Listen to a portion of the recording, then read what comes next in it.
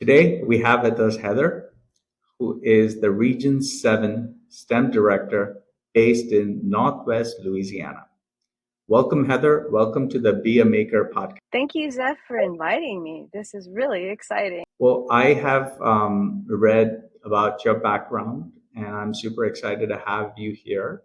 To kick things off, please tell me a little bit about what you do within Region 7 as STEM Director. Well, as STEM Director in Region 7, first of all, I work at a Science Center museum called Sci-Port Discovery Center, and it is a 92,000 square foot Science Center museum that has a children's gallery, a planetarium, the state's only IMAX dome theater that was recently upgraded so we can play even feature-length films and you're totally immersed in it.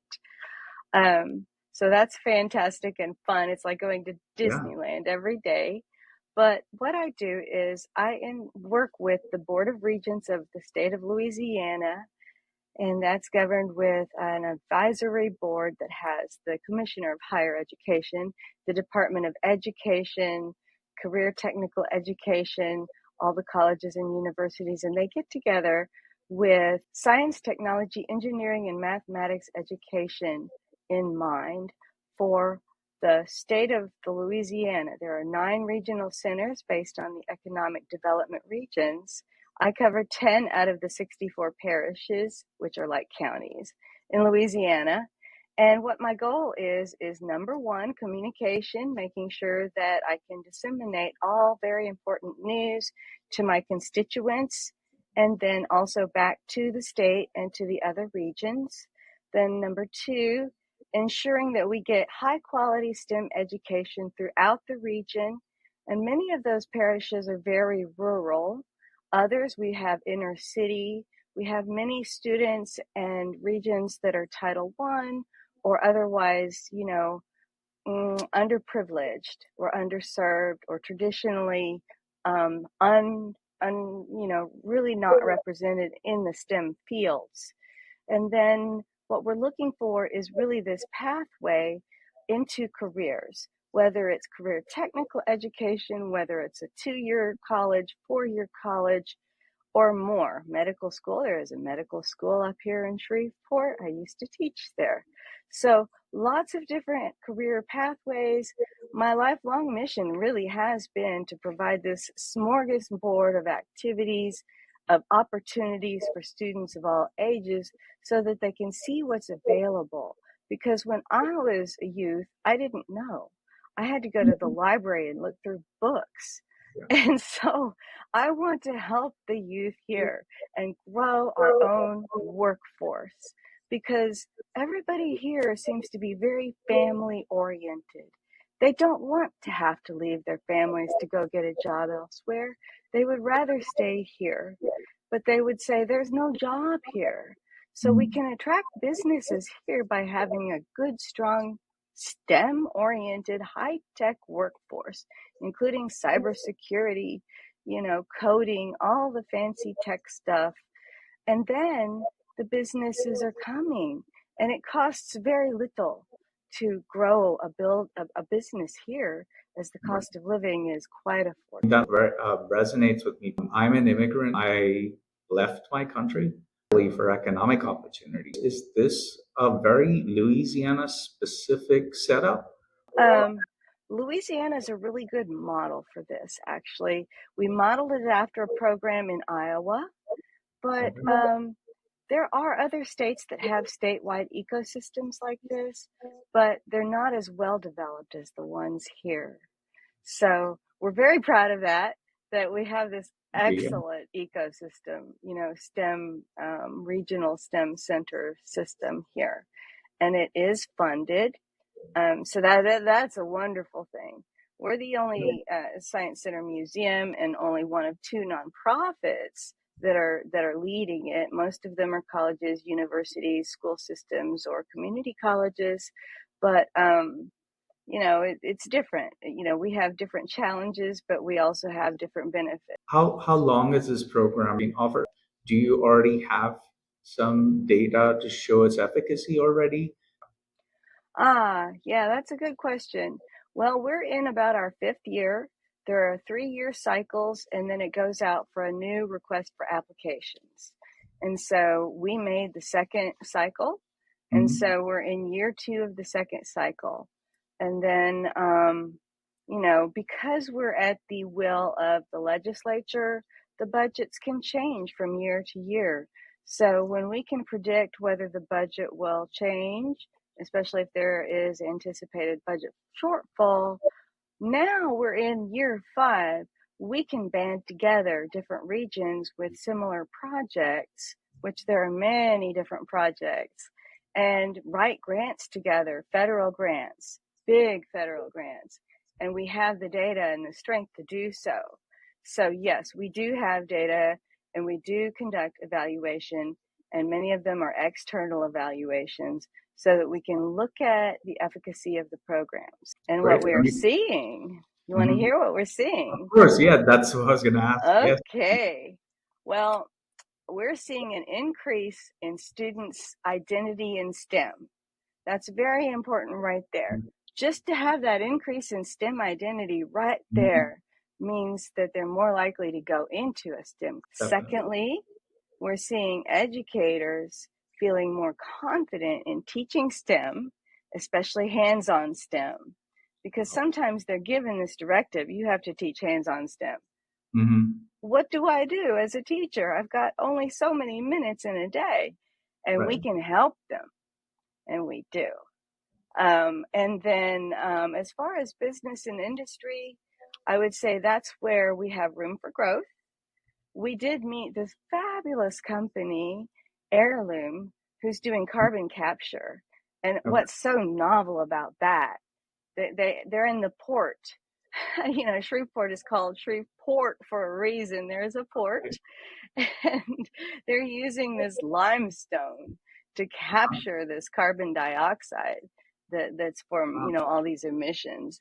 I don't know how they do it, but I mean, they need robots, they need all sorts of cool things that we're teaching our students at a young age.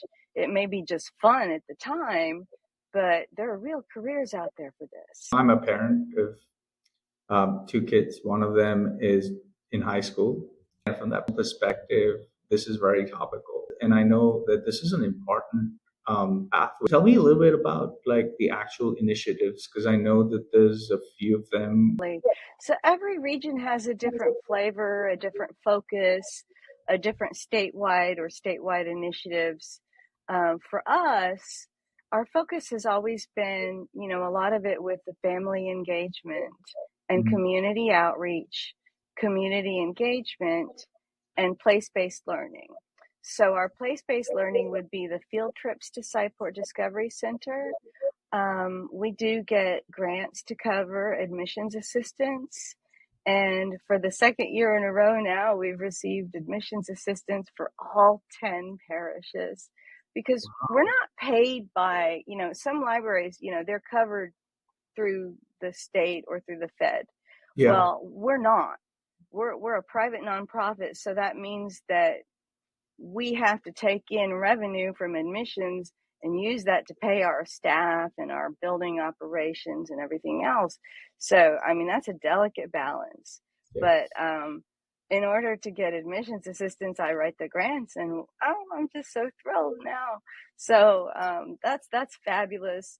And and during the field trips, it could be pre-K all the way up to 12, sometimes college, and it could be the students who may have some learning difficulties, the students who are blind, and we have many different special programs for them. We have demonstrations that meet the Louisiana science standards for the grade levels. We have teacher ambassadors that we connect with so that we know that we're meeting these standards. But we're also open to the public. We have 200 hands-on exhibits. And so, and we're always trying to upgrade and fix these exhibits because we see over 100,000 visitors a year here. And this building has been, we've been around for 30 years. So you can see that we get a lot of wear and tear. But another initiative I'm super just this is a passion project that has just really turned things around. It's called Bars Without Barriers, turning incarcerated fathers into STEM role models for their children. We work with Caddo Correctional Center, the reentry facility. So Mhm. these are men who are going to be released back into society after they've done their time. But during this time, they get training, lots of different types of training. They have a certificate program for carpentry if they choose. And currently, I think the only one in the country that has fiber optics training, 3 different programs with certificates through the Bossier Parish Community College. And so Wow. when they get out, they can get jobs laying fiber optics, and that's in super high demand right now.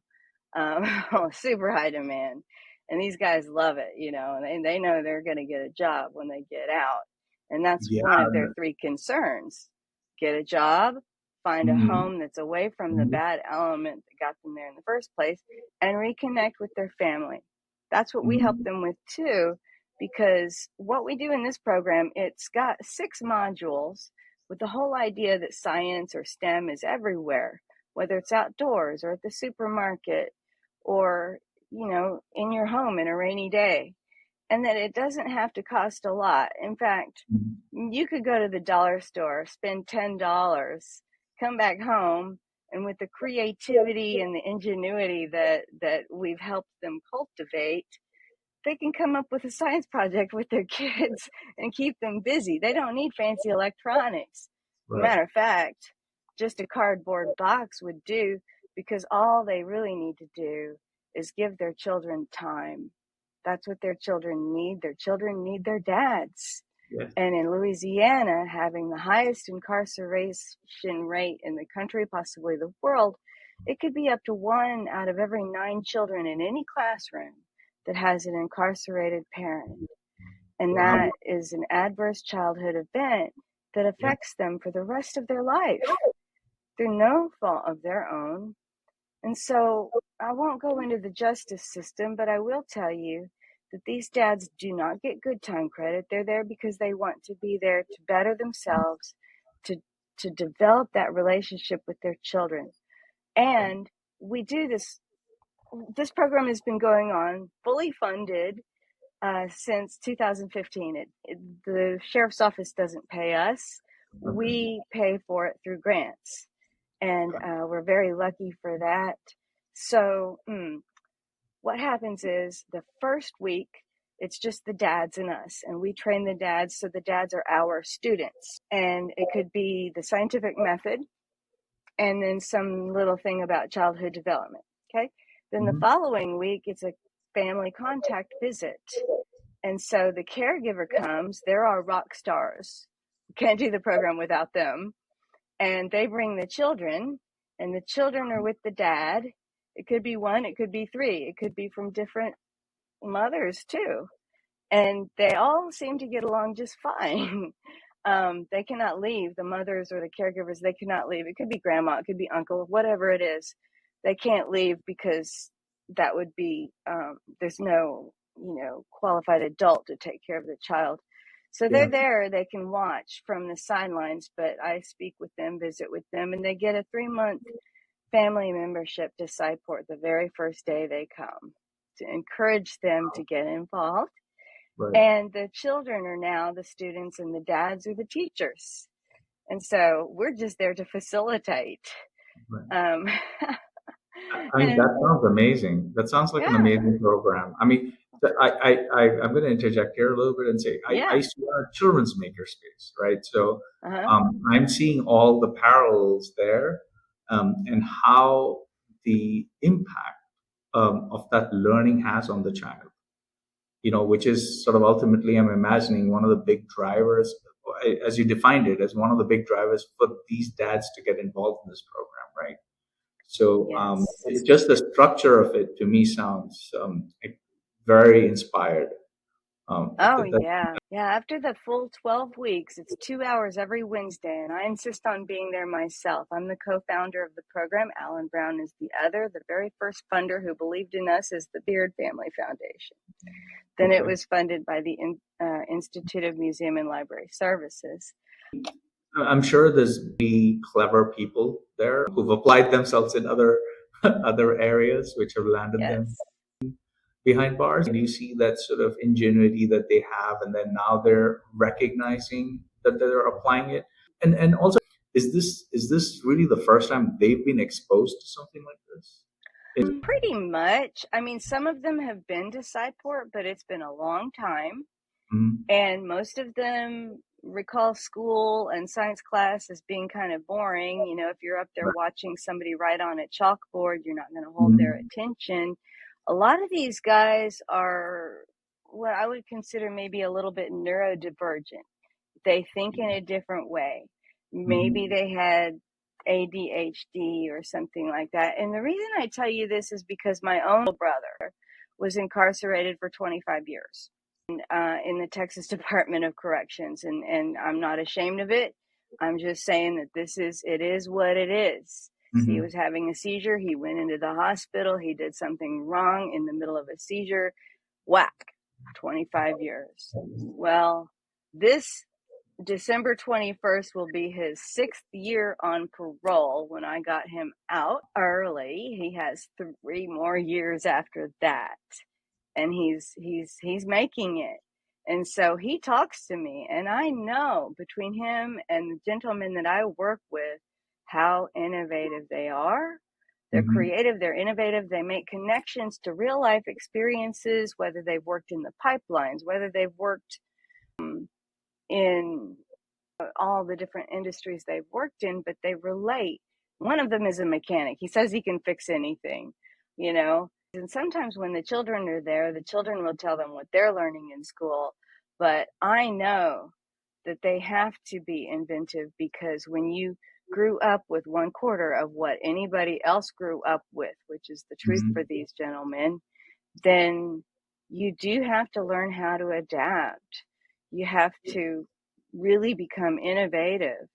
And so when we bring in our programs, it's not like we prescribe that you're going to do A, B, C, D, and that's it. No, they want to adapt it. Okay, we're going to make the exploding star card with some LED lights. Oh, is one light enough for them? No, they're going to try to put 3 or 4 lights on there and Right. see how it works, you know? They have And so flair. they're incredibly brilliant. And some of them say that that's probably what got them there in the first place. I know my brother, he's incredibly brilliant too. But one of the things we did was create these NASA Aeronautics Museum in a Box kits. We created Okay. them with a NASA grant. I'm going to Uh-huh. show it to you. Part of it came with a do it yourself drone, Okay. Wow. and the guys loved it. Some of them figured it out in 15 minutes. You had to make the drone itself and the controller.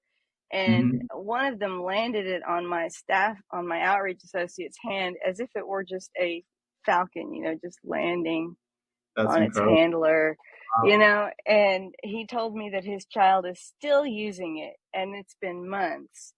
And then the whole kit just looks like this. These are not for sale. I'm not selling these. I'm just showing them. This is Sure. grant funded. Cannot charge money for these. But I was Yeah. able to buy more for the class, because guess what? If I expand this program statewide or beyond, we can maintain the fidelity of the program by using kits like these for others, because I can't go to every city and or every jail in the state of Louisiana to do this program. But inside the kit comes a student guide and 14 different activities, and they loved them. And they still talk about it. I love their descriptions. I didn't know you could write with a battery when they talked about electrolysis, you know, or with the paper airplane. It had lines on it, and they said, "Look, this is physics on paper. I'm telling you, they're smart." And I want to come up with some more maker open-ended projects. They Yeah. agreed, because Jennifer Blakesley from Maker Faire Global said, "Hey, I'd love to do an article on this." Yeah, let's do it. It definitely sounds like a unique opportunity. Their reaction, behaviors, their application is all very exciting and creative. Um, we were called out of the blue from Yale Prison Garden Justice, and they had heard about this program. I don't know from where. And they said, this was during COVID though, but they invited us to their conference. And they said, there's no other program like this. Most programs will serve, the prisoners, but not a family program like this. How special is this? And I'm so lucky to be working with, Caddo Correctional Center's reentry facility for this. And I've been asked by 2 different state agencies to expand it in Louisiana because they see the benefit of this program. I mean, I don't get to track them after they leave because probation is a different department. Sure. But still, when if you ever get the opportunity to witness a program like this, you'll never be the same. I'm sure. You'll want to cry. Your heart will be so warm, to see those children, reunite with their dads, and the caregiver, hearing a dad say, I want to get out and get a job so mom doesn't have to work so hard. Because, those caregivers have had to carry on a double load. Yeah, for sure. No, and I mean, yeah, as a parent, I can completely see that perspective. I can see how emotional and how motivating that can be. Right. And I'm not saying we wouldn't serve women. It's just that this is the program and the facility that's near us. Yeah, So, of course, as we expand, we'll have to have a growth mindset to learn how to adapt to serving, women as well. of course. So tell me, are there other programs that you're doing? Because I think you did mention going to schools as well. Well, the Museum in a Box kits, when we made those, we worked with April Lynott from NASA's Aeronautics Research Mission Directorate. Hmm. And this was a vision of theirs. They've had the term museum in a box for a long time, but it was only on paper for aeronautics. So we brought this to life. She's thrilled. We're thrilled. And so we intend on expanding that out. We piloted it with many different cohorts, some at Benton Elementary School, many at the Barksdale Air Force Base library for the homeschool kids. And again, that's another vulnerable population if you think about it, because they have to up and leave all the time in the military. My mom was an Army brat. She could have told you that. And so a lot of times they don't ever want to leave the base. So Hmm. having something like this, and when they sent back their photos and their surveys, which the surveys were anonymous, the photos had photo releases, you could see that this was family science. This was Hmm. where they all got together and they were really creative, like the thermo suits for keep me comfortable, because when you're up in the altitude that high, you've got to have Yeah. the right kind of suit. Hmm. It was not a sunny day, so they put it in the bearded dragon's cage instead, because that's 120 degrees Fahrenheit. And I just loved it. I was like, yeah, you guys are really thinking outside the box. So another example. And then of course the robotics programs are growing up here too in Northwest Louisiana. Mostly with the FIRST program. There are different types of competitive robotics programs. You can't do everything. We ended up Sure. working with FIRST because it has sort of a holistic program teaching Mhm. people about how to be gracious, the gracious professionalism and teamwork.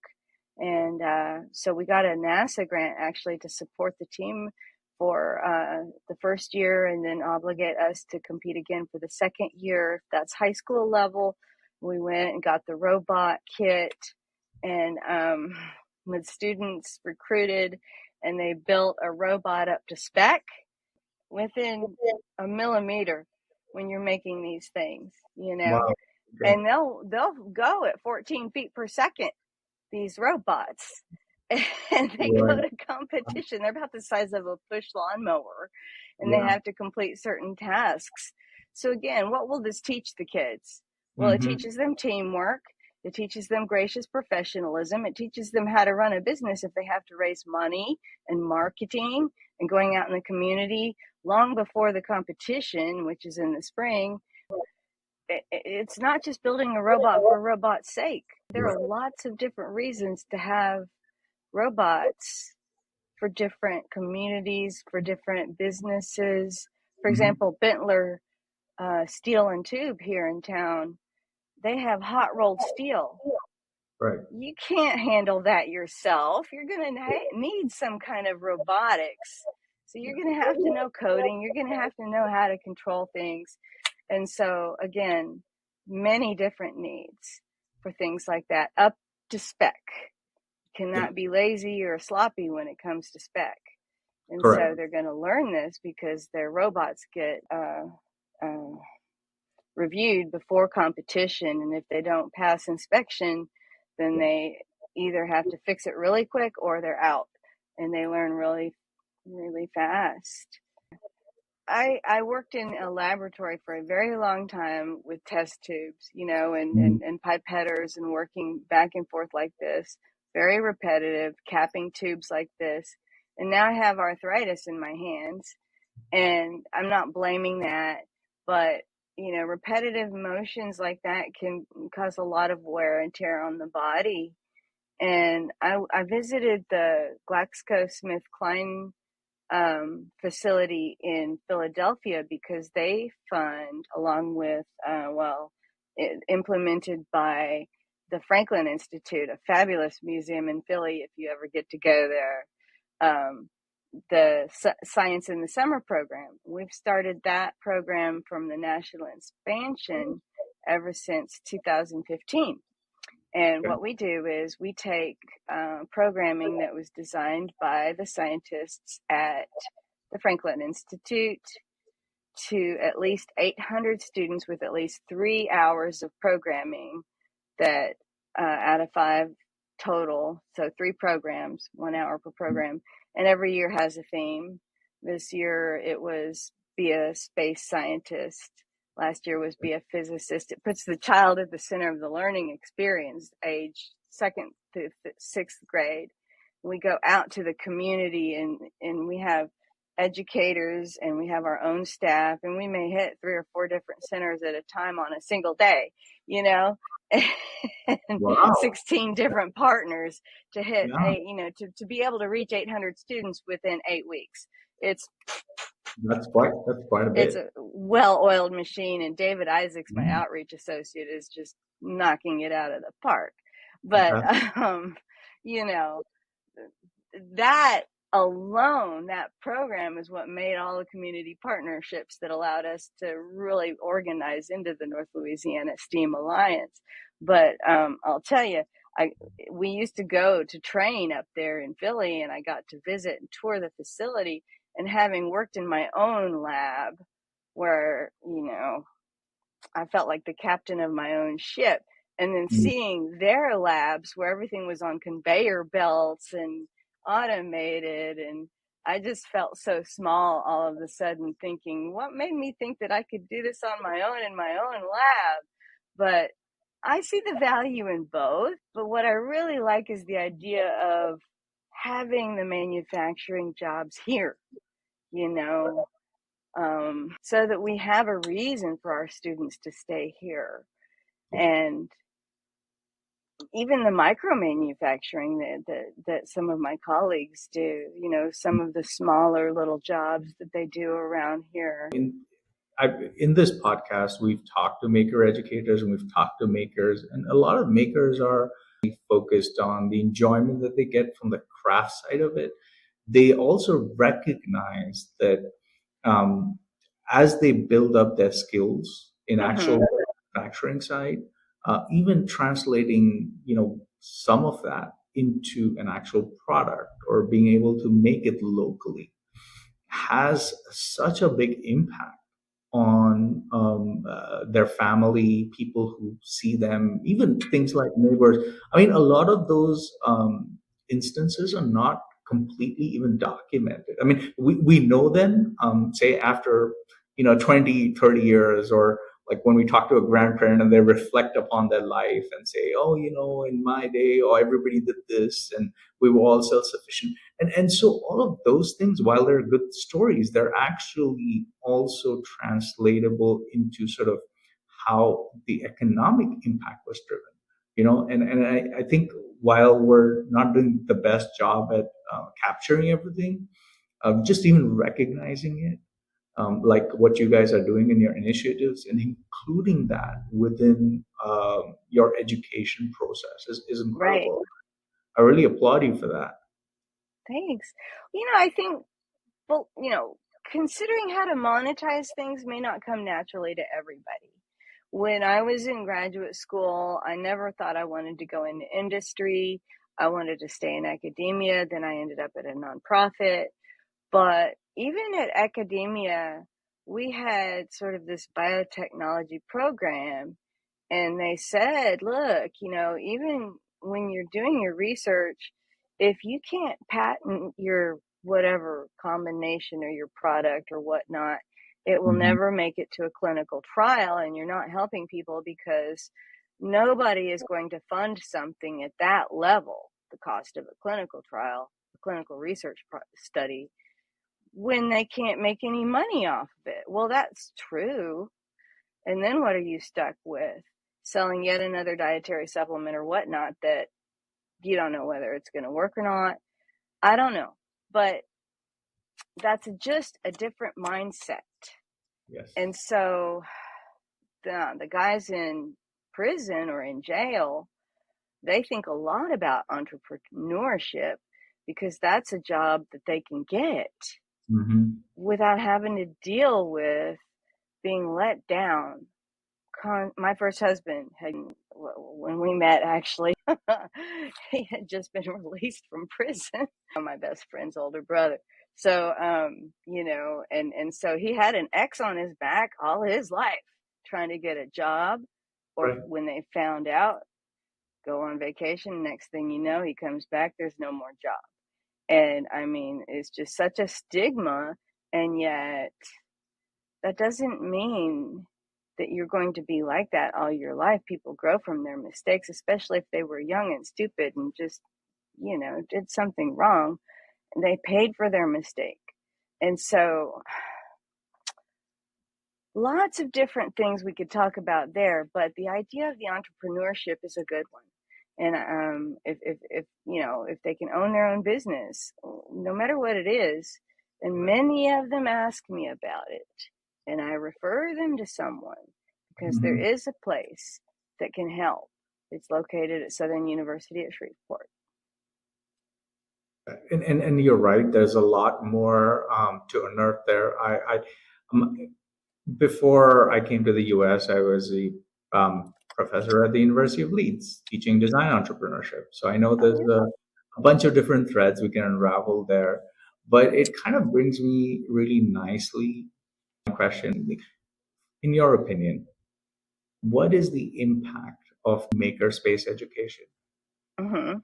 on society? Well, I think that we would have great advances in medical care, number one, and many other things. I see it from a medical point of view because of my background, but in engineering and in physics, um, whatever products and designs that people want to make.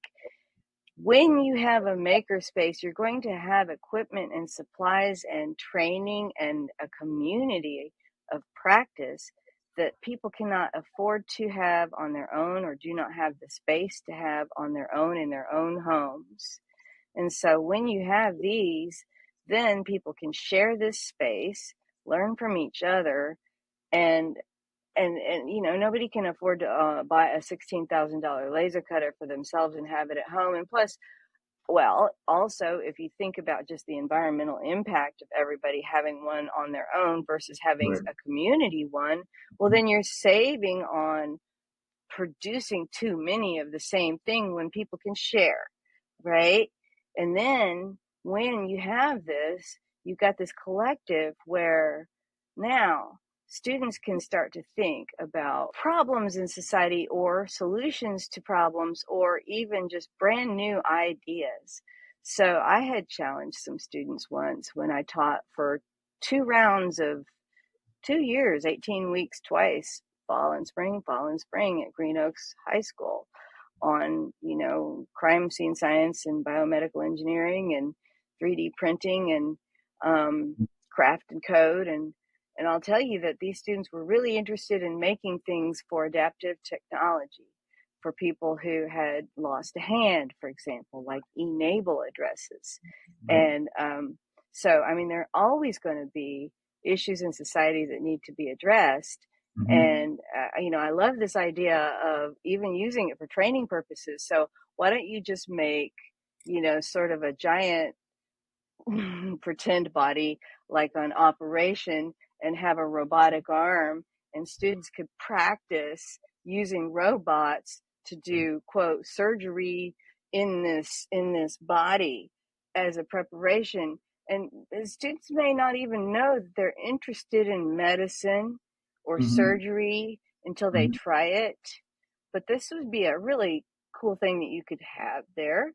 Yeah. Or, just teaching them how to use these things at a younger age will then get them ready and primed for future jobs. Like how my son had learned welding and then went into CNC routing and now Mhm. has this really good paying job making rims to spec, selling them for good money, working with these giant machines at the age of 21. Has a Wow. 401k, a good salary, everything, health insurance. Wow. 21. He didn't even have to go for a 4-year degree. So, Incredible. I know. So I think that, there's value in this. And when you have students getting together, you can have this near peer mentorship that is so valuable because not everybody wants to listen to Mrs. Frizzle over here. They might want to listen to a student who's a little bit closer in age Right. and work together on something. I definitely can understand that. Having taught, relatability makes a huge difference. We recognize the importance of peer pressure, and I'm not saying this is in a negative way. I mean that the importance of peer networks is very high. You said this can also be future proof. If you take the example of how AI has developed, I mean, forget all the, cell phones, internet, all of that. Still, there was some years in a way, right, between the first development and the second development and the third one. The way these AI releases are happening, for example, it just seems like by the time you get your head around one, something new is already there. I think about it all the time. It's like, how do you teach students about this? It feels like by the time we worked out how this thing works and then how to teach it and then you deliver it, it's history. I It's don't it's even know about yeah. that. I was warned by the Department of Education to sort of stay away from that one for now. Fair enough. I'm just saying that the things that you're discussing, though, because they rely heavily on empowering the individual to take Yes, agency over their learning process, and then using community resources and right. peer groups to assess, analyze, and then move forward. Of That course. sort of behavior is great for future proofing. Oh, yeah, it is. The thing is that I learned from Jan Morrison, who's the former director of the Teaching Institute for Excellence in STEM, that Mhm. she has a program, it's published, called Hour of Soul, SOLE, Self Organized or Self-Oriented Learning Experience. So I tested this and I tried it out at a library with some students where I would give them several different, cards, not too many, 3 or 4 or 5 different choices where they would have a big problem and they would work together at a table to address this quote big problem. And they would have a researcher who would use books, no Wikipedia allowed. They could use any kind of other resource, but Wikipedia, I guess at the time, was really frowned on. And then they would have a person who would do the reporting out to the class, and then the rest of the team would deliberate on the answer to the big question using the data, and it was timed. And so this was sort of like that, because they're given a problem, they have to address it using the research, and and it was held in a library, and I loved this idea. I think what would make it even more interactive would be if you had some kind of a hands-on component to it somewhere. But even whether you have AI or not, I guess, for me, being a little bit more old-fashioned, when I was a scientist, we looked up peer-reviewed scientific articles. We looked up their impact factor to make sure that they were as credible, and the authors and everything else, and that's how we determine whether or not what we were looking up was any good, especially now with all these weird retractions coming up in the paper farms. But yeah, I think teaching students how to look up and read and learn and interpret articles is still really important, even if they do use AI. Just because you can do something doesn't always mean you should, and they have to be able to interpret how to use it Yes. safely and appropriately. So we have the Cyber Innovation Center here in Shreveport, Uh-huh. and General Dynamics, and we've got various other things that we can use to teach students about cybersecurity and cyber safety. Right. So I think that I may not be the expert on everything, definitely not, but I can actually help lead people to the ones that can help them. That's all I know. But that's an important deliverable, because how do you teach somebody appropriateness? Like there's no real specific instruction that you can build around it. Appropriateness has to be practiced, It's, and for that, there's a whole multitude of experiences that you need to imbibe in order to do that. So I think the approach is fantastic. I love what you guys are doing. I found it super exciting. Thank you so much. It was great having you on the podcast, and I'm sure we'll have you back on, because I know you're a maker as well. So I'd love to get into some of the projects that you do. oh, it's been so fun. And thank you again, Mr. Zeff. I really appreciate you inviting me and having me on and spending time with me today. Thanks again.